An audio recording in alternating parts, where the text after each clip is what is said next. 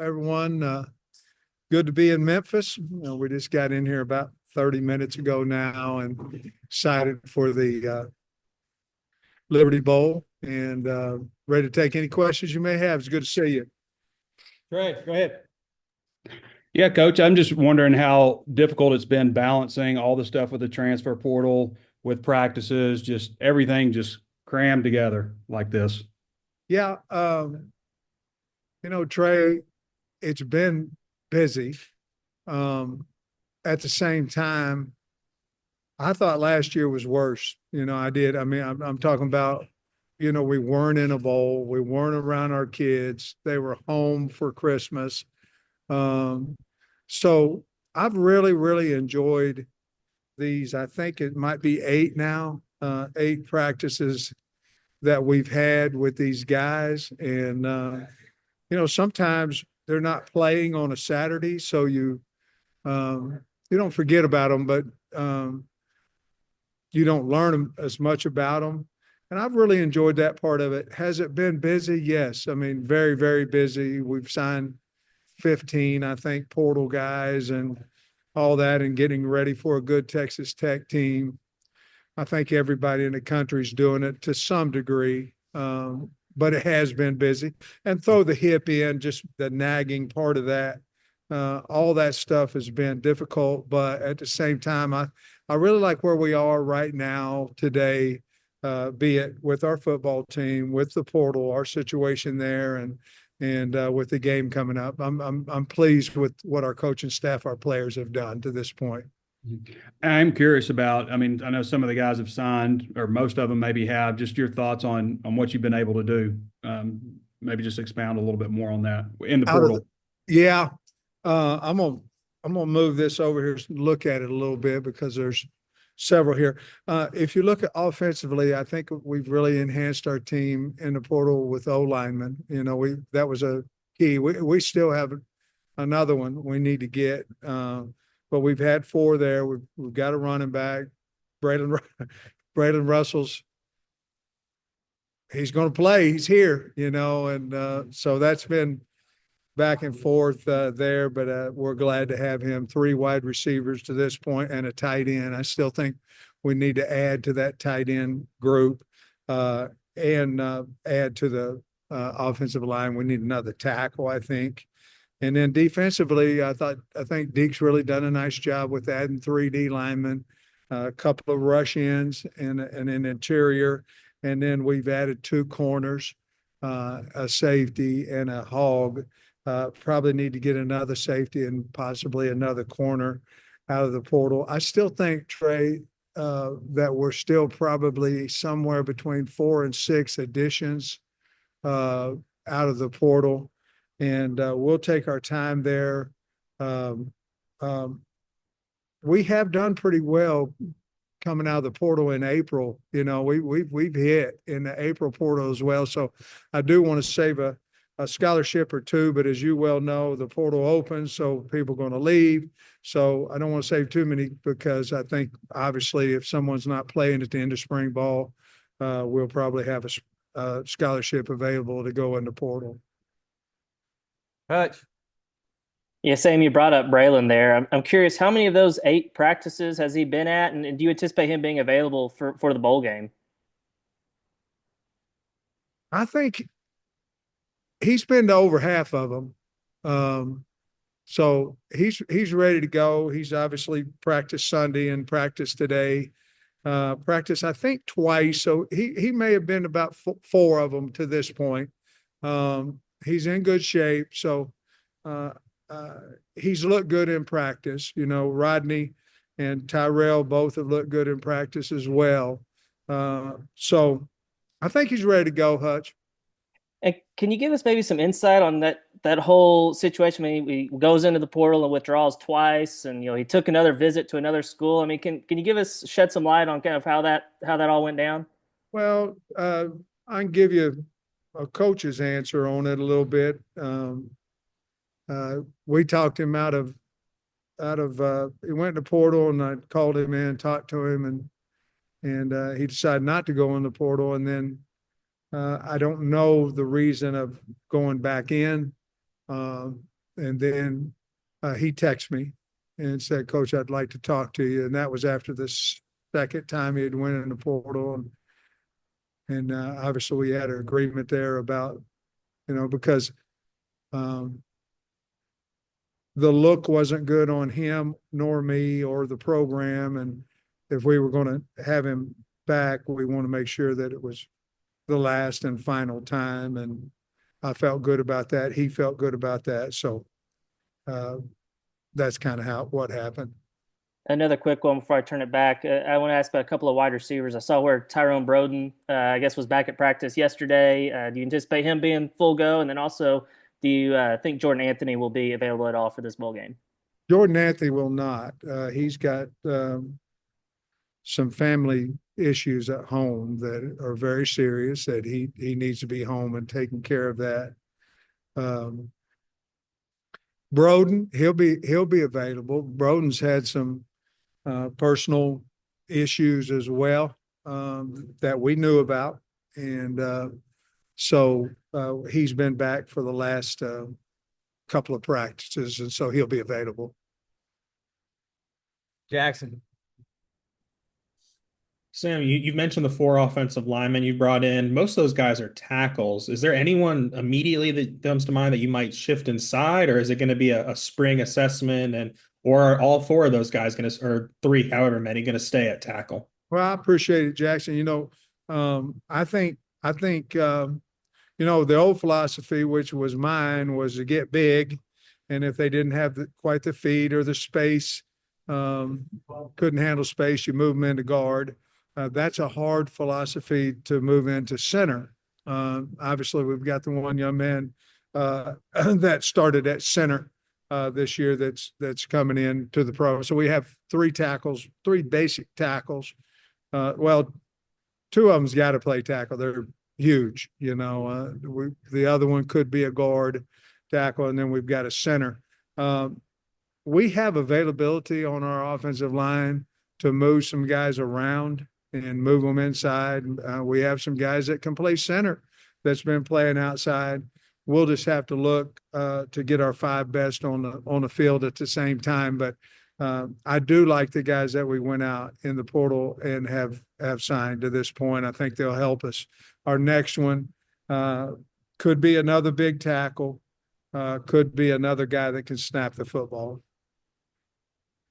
You might not know the answer to this because I think it's just happening today with all the JUCO stuff going on and players getting an extra year. Does that apply to him? Because he did Well, I spend. hope so. Okay. I certainly have talked to him. I'd love to have him back.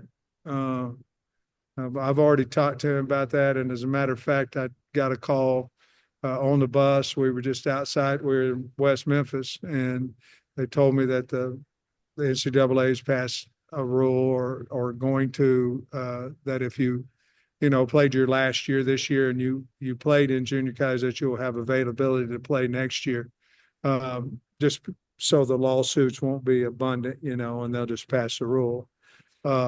If that's the case, June College will be one of the first guys I go to. He's a great kid, and I think he's a really good player. He just was hurt most of this season. And one more from me. Does your recruiting roster assembling strategy change at all with the 105 player limit? Like, do you have to recruit more linemen for practice? I mean, is there anything specific that changes in your outlook for building a roster that way? Yeah, you're just down 20 guys, you're down 15 guys, excuse me.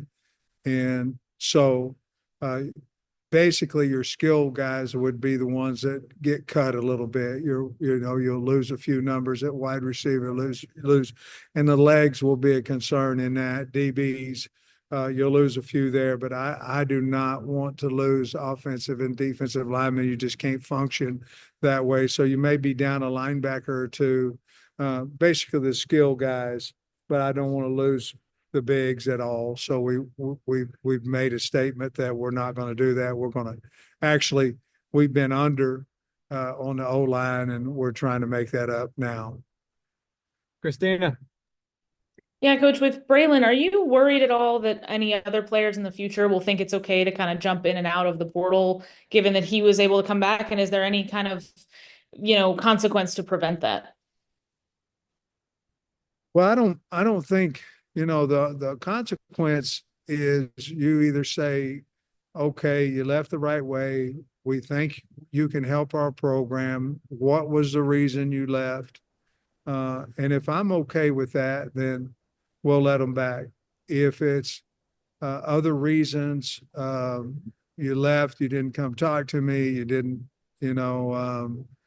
said some derogatory things about, the program or your teammates or anything like that, well, then we won't let them back. As a hard stand on if you go in the portal, you'll never be back. But I'll be honest with you, the kids now, the money is so different that I think the kids, a lot of times they'll go in just to see, what the money's really like. I'm not for sure if their agents are telling them the truth about what other programs can do for them. But this one with Braylon was fairly simple to me because I do think that he loves the Hogs, and I do think there was some outside noises to him. I always felt like he wanted to stay and be a Hog, and certainly I think each one of them is kind of individual, to be honest with you. Yeah, and then Selman Bridges withdrew right after the last time we talked to you last week. So I'm guessing that means he left the right way, and is, how important it is to you to have had him back since he seems like a pretty promising young guy. Well, he just came to me and said he'd like to come back. And I don't know how long he was in the portal, maybe a couple of days. It wasn't long. And just would like to be on the team. We'd like to have him. So, again, I think it's just an individual case by case. There's some kids that have went in that maybe want to come back that we say, no, we're going to move on, but maybe it's the history of that particular young man and we just move on. Last year, I remember you saying that a lot of the transfers you were bringing in at this time of year were guys you were expecting to be contributors right away. Is that the same case with the class you're bringing in now, or will any of these be more development guys as far as you expect? I think the majority of the guys that we're bringing in, we're counting on them to play. They have to earn every bit of that, but we're certainly recruiting them to come in and play immediately. Now they got to beat out whomever's on the team, but there are a few of them that are younger that we feel like we can develop where we need numbers as well. But each and every one of them have an opportunity to play, and we feel like every guy that we've taken, besides just a very, very small amount, has shown us they can play in the college level and play at a high rate. Or obviously we wouldn't, have went after them. All right, wrap us up. Yeah, same with all the guys that are gone. There's going to be a lot of opportunity for guys in this bowl game. I'm curious, in the 8 practices, has anybody maybe stood out to you or surprised you? Maybe somebody that we haven't seen a whole lot of this year? Well, if I'm thinking defensively, Quincy Rhodes has really stood out. I think he's had a good camp. Charlie Collins is another guy that we haven't seen much that's done really well. Jaden Allen has come back and looked good.